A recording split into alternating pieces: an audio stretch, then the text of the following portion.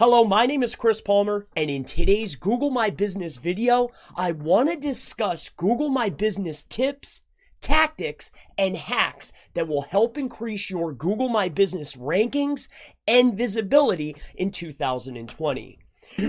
So there are 6 tips, 6 bullet points that I want to touch on in today's video that I will walk you through. And if you stick until the end, I have a grayer hat tip that it will get your wheels turning. So first and foremost, what I want to touch on is the amounts of edits that you are performing on your account. Edits that are being done on a numerous basis. You will come to find that accounts are getting suspended, accounts are getting shut down. It's taking longer and longer for the edits to take effect. So over the course of time, I have actually found a particular number that will guarantee safety and something that you can implement every 24 to 48 hours. So the magic number after you have set up and optimized your account fully, all in that first day when you set it up, if you're new to GMBs, is 4. Now I have noticed that you can get away with 5, but if you do 4 edits every 24 to 48 hours, you will notice that they will go into immediate effect and none will be pending. You will not have to wait. So the magic number is 4. Now the next tip is for anyone that has a main business location, but you may also service other business areas. Now, this could be for a gray hat as well, because if you have a verified listing and one verified account, you can also within that same account have a service area business listed as well. You can basically have 2. And what's absolutely wonderful about having your brick and mortar verified location and then having another GMB that is a service based is you could start showing up for more searches and you can start getting more impressions. So now that we're on the gray hat of Google My Business and GMBs, there's something that really comes to mind, and what that is SIP and trunking services. You're probably wondering, Chris, what is a SIP or trunking? Well, SIP and trunking is actually a virtual phone number. Now, I've talked about in the past about virtual offices, which are really becoming obsolete because there is literally a squad out there looking for these types of listings. Anytime that you have a business or a service-based business that will have a brick and mortar location and you can show signage, along with that maybe some tax ID information. But the next piece and the next step to verify these locations and to make sure that these listings are following the guidelines is you need to have their own phone number. Now, this is going to be 2 tips in one. What I want to tell you, if you're running a grayer hat campaign and you're getting accounts shut down or flagged, it's because of your SIP and your trunking service. It's virtual phone numbers. One of my 2 tips is this. If you are using a service that is mentioned anywhere on any marketing forums, local forums, if any marketer has ever used an SIP trunking service, a virtual phone number service, and you know that they've used it, do not use that service. There are a lot of very popular virtual phone number providers out there, and this is one of the leading causes to get your accounts flagged because these SIPs, these numbers, are being picked up by the spam police. Might I suggest that you look for a very lesser known service that no marketer has ever touched. Now, the second tip within the same format of SIP and virtual phone numbers, this number for every single call, no matter what, make sure you answer the phone because generally people will call to verify these numbers. So if you're having someone answer the phone or if you're answering the phone, your wife, whomever, make sure that they are coached on what to do if someone calls asking about the business or if Google calls so you do not get your listing suspended.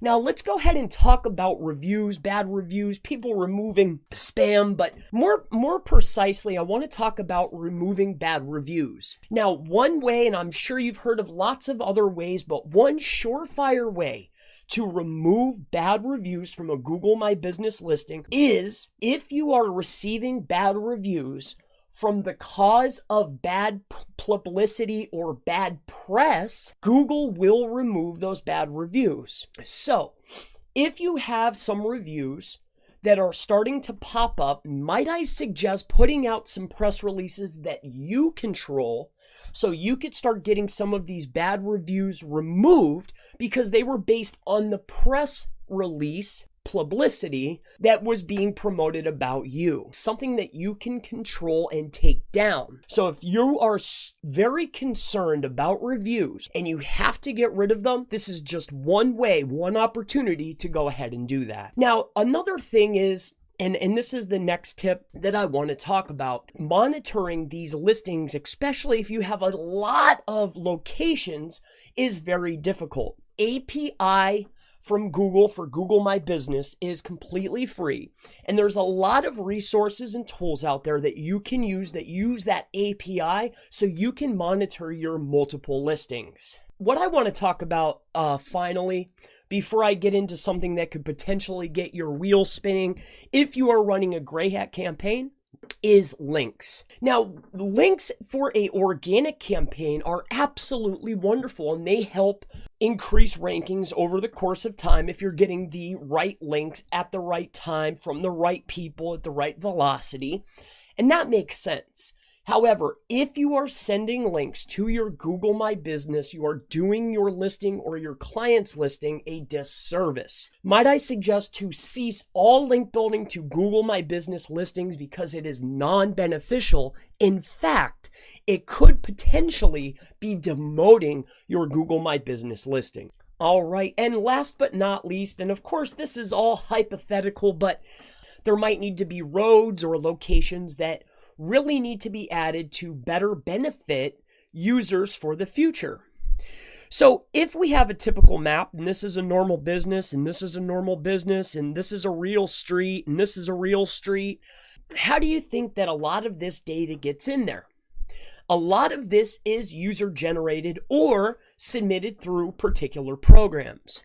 What if you were able to create and have your very own development, right? Say this is a brand new development and say there are locations in here. Or if you don't want to do that, let's say that you just want to add a street that's in a commercial district so you can have a business, but maybe you don't want one, maybe you want two. Say this is another one and this is another one. Did you know that there's programs out there such as Street View Trusted Pros? Did you know that pretty much anybody can sign up for this? What if you were able to get on this list? What if there's already people on this list that are willing to do these types of services? Now, first and foremost, before doing this, it goes in a cycle. Now, first and foremost, I would assume that it needs to be added as a new road, and then, of course, verified by a trusted pro.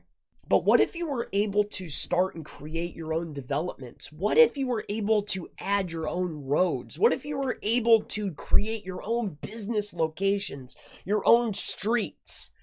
I wonder. Now, this is just a for instance. It's just something that I found. It was just a little added bonus. But in any case, my name is Chris Palmer.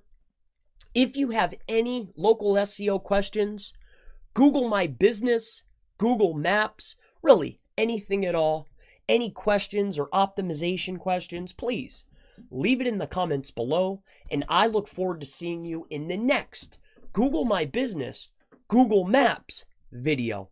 Have a wonderful day.